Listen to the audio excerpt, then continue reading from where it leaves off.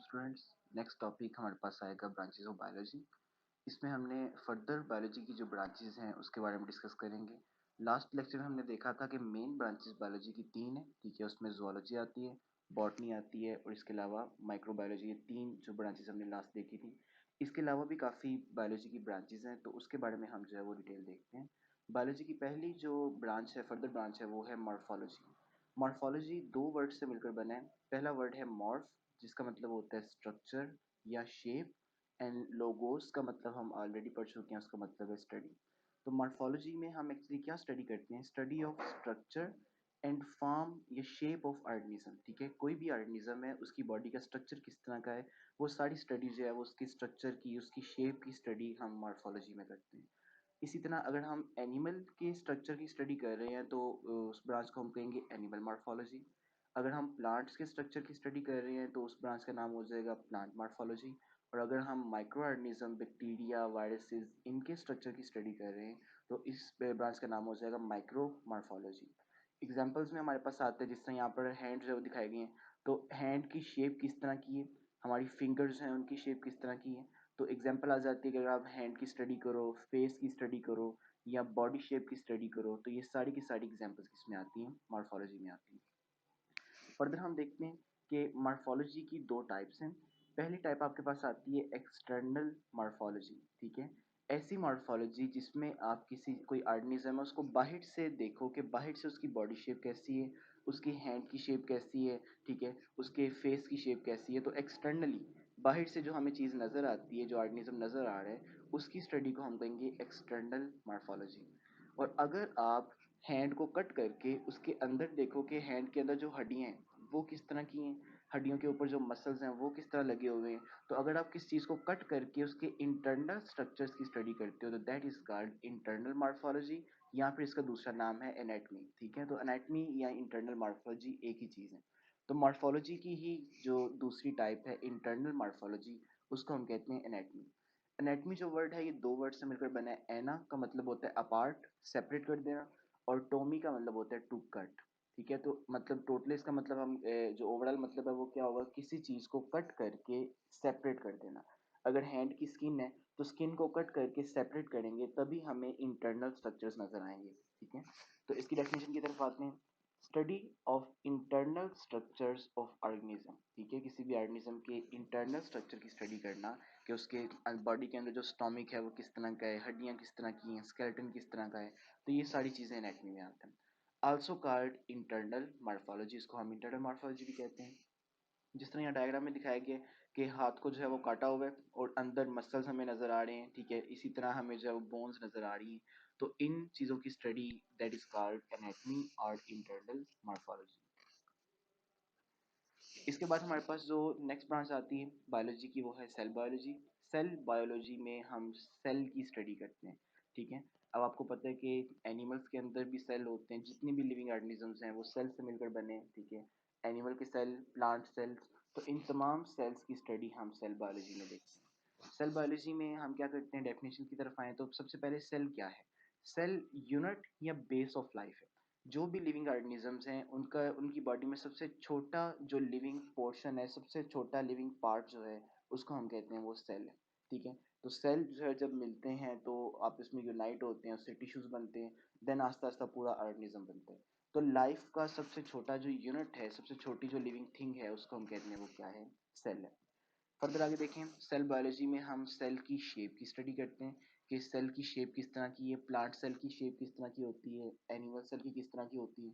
इसी तरह सेल के फंक्शन, जो सेल हैं वो क्या फंक्शन परफॉर्म करते हैं। डिफरेंट सेल्स के फंक्शन डिफरेंट होते हैं, तो वो सारे सेल्स जो है उनको हम देखते हैं कि कौन से सेल्स का काम क्या है, वो किस तरह काम परफॉर्म कर रहे हैं। इसके अलावा सेल ऑर्गेनल्स, इस डायग्राम में जरा देखें तो एक एनिमल सेल दिखाया गया।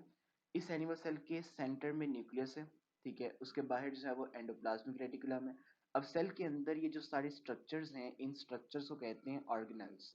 ये ऑर्गेनल्स क्या काम करते हैं, इनकी स्टडी भी हम सेल बायोलॉजी में करते हैं। कि जो माइटोकॉन्ड्रिया है उसका काम क्या होता है, जो न्यूक्लियस है उसका काम क्या होता है, जो एंडोप्लाज्मिक रेटिकुलम सेल के अंदर होते हैं, गॉल्जी बॉडीज होते हैं, तो ये जितने भी सेल के अंदर छोटे छोटे स्ट्रक्चर्स हैं उनको हम ऑर्गेनल्स कहते हैं, और उनका काम भी हम स्टडी करते हैं इन सेल बायोलॉजी। उसके बाद एक मोस्ट इंपॉर्टेंट जो है वो स्टेप है सेल डिवीजन का या सेल साइकिल का। आपकी बॉडी में जो सेल्स हैं ये लगातार डिवाइड कर रहे हैं, एक सेल डिवाइड करता है उससे 2 न्यू सेल्स बनते हैं, वो दोनों आगे से डिवाइड करते हैं तो 4 न्यू सेल्स बनते हैं। तो सेल की डिवीजन की स्टडी भी हम सेल बायोलॉजी में करते हैं। उसके बाद हमारे पास नेक्स्ट जो ब्रांच आती है दैट इज हिस्टोलॉजी। हिस्टोलॉजी में हम स्टडी करते हैं टिश्यूज की। अब टिश्यूज किस तरह बनते हैं, जब सिमिलर सेल्स आपस में कंबाइन होते हैं तो वो टिश्यूज बनाते हैं। एक जैसे सेल जो एक जैसे काम कर रहे हैं जब वो इकट्ठे होकर आपस में जुड़ जाते हैं तो उनसे एक स्ट्रक्चर बनता है, उसको हम कहते हैं टिश्यूज। ठीक है, टिश्यू की स्टडी जो है वो हम हिस्टोलॉजी में करते हैं। आपकी बॉडी में डिफरेंट टाइप के टिश्यूज हैं जिसमें कनेक्टिव टिश्यूज आते हैं, ने इसके अलावा नर्वस टिश्यूज हैं आपके ब्रेन में होते हैं, आपके मसल टिश्यूज हैं, ठीक है, कार्टिलेजनस टिश्यू, मसल भी एक टिश्यू है। तो मसल के अंदर जो सिमिलर सेल्स होंगे जो आपस में मिले हुए हैं उन्होंने टिश्यू बनाए हुए हैं। तो टिश्यू की स्टडी को हम हिस्टोलॉजी कहते हैं, सेल की स्टडी को हम सेल बायोलॉजी कहते हैं। अब ये दोनों ब्रांचेज आपस में बहुत ज़्यादा रिलेटेड है क्योंकि इन दोनों चीज़ों की स्टडी के लिए हम एक इंस्ट्रूमेंट यूज़ करते हैं बायोलॉजी में, जो मोस्ट इंपॉर्टेंट इंस्ट्रूमेंट है that is called a microscope. तो सेल को स्टडी करने के लिए भी हम माइक्रोस्कोप की यूज़ करते हैं और हिस्टोलॉजी टिश्यूज की स्टडी के लिए भी हम माइक्रोस्कोप को ही यूज़ करते हैं। इसके बाद हमारे पास फर्दर बायोलॉजी की ब्रांचेज आती हैं, उसमें पहली आपके पास है फिजियोलॉजी। ठीक है, उसके बाद हम देखेंगे जेनेटिक्स। अब फिजियोलॉजी जो है वो क्या होता है, बॉडी के फंक्शंस की स्टडी, कि आपकी बॉडी में जो डिफरेंट स्ट्रक्चर हैं वो काम कैसे कर रहे हैं। इसकी डेफिनेशन देखें, study of functions of different parts of living organism. Different living organism के जो पार्ट्स हैं, फॉर एग्जाम्पल आपका ब्रेन है, तो ब्रेन किस तरह काम कर रहे हैं, इसी तरह आपका जो स्टोमिक है, स्टोमिक किस तरह काम कर रहे हैं, या आपके जो मसल्स हैं, मसल में कंट्रैक्शन रिलैक्सेशन ये किस तरह होती है, हियरिंग का प्रोसेस हम किस तरह सुनते हैं, या देखने का प्रोसेस हम किस तरह देखते हैं, हमारी आइज़ किस तरह जो है वो इमेजेस बनाती हैं। तो बॉडी के डिफरेंट हिस्सों की फंक्शन की स्टडी जब हम करते हैं तो that branch of biology is called physiology. उसके बाद आपके पास आता है जेनेटिक्स। जेनेटिक्स में हम देखते हैं study of gene and their role in inheritance. अब यहाँ पर दो वर्ड्स आ गए हैं, एक आपके पास वर्ड है जीन का और दूसरा है इनहेरिटेंस का। जीन के बारे में स्टार्ट करते हैं। सबसे पहले सेल के अंदर न्यूक्लियस होता है, इस न्यूक्लियस के अंदर पाए जाते हैं क्रोमोसोम्स। ठीक है, तो जितने भी आपकी बॉडी के सेल हैं, सेल के अंदर क्रोमोसोम होंगे और क्रोमोसोम को अगर खोला जाए तो क्रोमोसोम के अंदर प्रेजेंट होता है डीएनए। इस डीएनए के कुछ पोर्शन को हम कहते हैं कि ये क्या है, एक जीन। ठीक है, डीएनए के ऊपर बहुत ज़्यादा जीन्स होती हैं। तो फॉर एग्जांपल ले लें कि डीएनए का ये जो छोटा सा ये वाला हिस्सा है ये एक जीन है। ठीक है, फॉर एग्जांपल ये जीन 1 है। इसी तरह ये वाला छोटा सा हिस्सा डीएनए का, ठीक है, ये जीन आपके पास जो है जीन 2 है। ठीक है, सो ऑन, डीएनए के ऊपर काफ़ी ज़्यादा जीन्स होंगी। तो डीएनए के ये जो छोटे छोटे पीसीज हैं, जो जीन जिनको हम कह रहे हैं, इनकी स्टडी हम किस में करते हैं, जेनेटिक्स में। हम देखते हैं कि ये जीन जो है इसके अंदर क्या क्या चीज़ें हैं, कौन सी चीज़ से ये जीन मिलकर बनी है, फिर ये जीन क्या काम करती है, और एक पेरेंट से ये जीन किस तरह उसके बेबीज में जाती है, उनके बच्चों में ट्रांसफर होती है। तो इनहेरिटेंस के बारे में अगर हम देखें तो इनहेरिटेंस क्या होता है, transmission of character from one generation to another. एक जनरेशन से दूसरी जनरेशन में जो इंफॉर्मेशन जाती है वो जीन्स के थ्रू जाती है। तो करेक्टर्स के लिए हम जीन का वर्ड भी यूज कर सकते हैं कि एक नस्ल से दूसरी नस्ल में जो करेक्टर्स ट्रांसफर हो रहे हैं उनके ट्रांसफर होने की स्टडी को हम इनहेरिटेंस कहते हैं। ठीक है, तो जेनेटिक्स में हम जीन की भी स्टडी करते हैं और उस जीन के ट्रांसमिशन की भी स्टडी करते हैं कि किस तरह वो जीन जो है वो एक नस्ल से दूसरी नस्ल में जाती है और फंक्शन परफॉर्म करती है अपनी।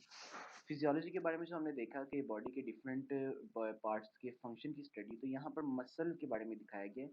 आपके जो मसल्स हैं उनका स्ट्रक्चर अगर उसको माइक्रोस्कोप के नीचे देखें तो ये सारा स्ट्रक्चर होते हैं।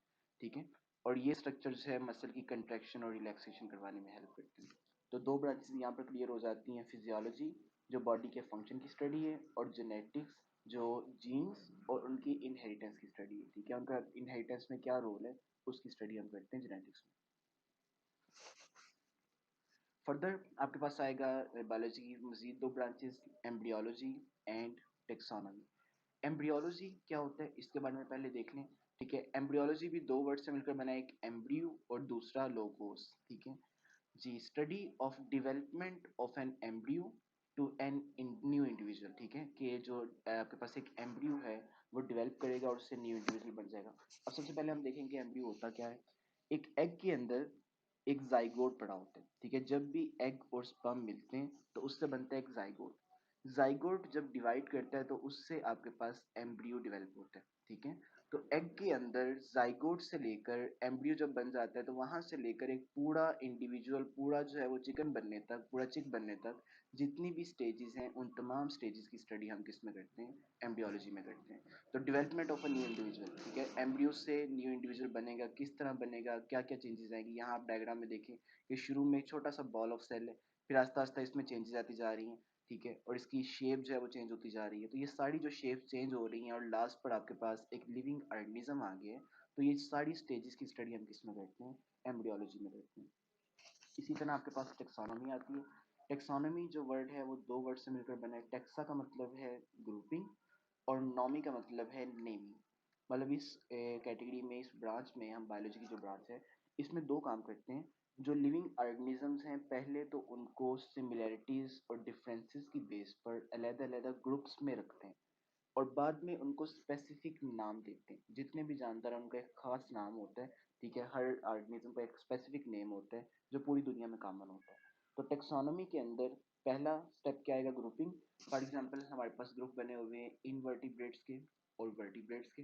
फिर हमने वर्टिब्रेट्स के अंदर रखा है, डिफरेंट ग्रुप्स बनाए हैं। उसमें पहला ग्रुप मैमल्स का है, उसके अलावा बर्ड्स का है, रेप्टाइल्स का है, एम्फीबियंस का है, फिशेस का है। जितनी भी फिशेज हैं उनको हमने फिशेज के ग्रुप के अंदर रखा है क्योंकि उनकी सिमिलरिटीज हैं। एम्फीबियंस को हमने जो है वो इनके अंदर रखे हैं, एम्फीबियन के ग्रुप में रखा है। बर्ड्स जितने भी हैं उनको बर्ड्स के ग्रुप के अंदर रखे हैं। तो सिमिलरिटीज की बेस पर हम ऑर्गेनिजम्स की ग्रुपिंग करते हैं। अब क्वेश्चन यहाँ पर आता है कि ग्रुपिंग करना जरूरी क्यों होता है। तो जरूरी इसलिए है क्योंकि अर्थ के ऊपर मिलियन ऑफ ऑर्गेनिजम्स प्रेजेंट हैं, हम सबकी स्टडी नहीं कर सकते। तो अगर हमारे पास ग्रुप्स बने हों तो हम किसी एक स्पेसिफिक ग्रुप की स्टडी करते हैं तो हमारे लिए इजी हो जाता है। इसी तरह ऑर्गेनिजम्स को पहचानने के लिए हम उनको नाम देते हैं, ठीक है। तो टेक्सोनोमी की डेफिनेशन देखें, naming and classification of organisms into groups and सब ग्रुप्स। तो ऑर्गेनिजम्स को नाम देना और बाद में उनको ग्रुप्स में और सब ग्रुप्स में जो है वो डिवाइड करना, दैट इज कॉल्ड टेक्सोनोमी। जी बस यहाँ तक हमारा जो है लेक्चर आज कंप्लीट होगा। इस लेक्चर के बारे में जो एमसीक्यूज और जो असाइनमेंट्स आपको दी जाएंगी उसको आप काइंडली फिल करें और अपनी वेबसाइट पर जो एनपीएस की वेबसाइट पर जो है उसको अपलोड कर दें। Thank you so much.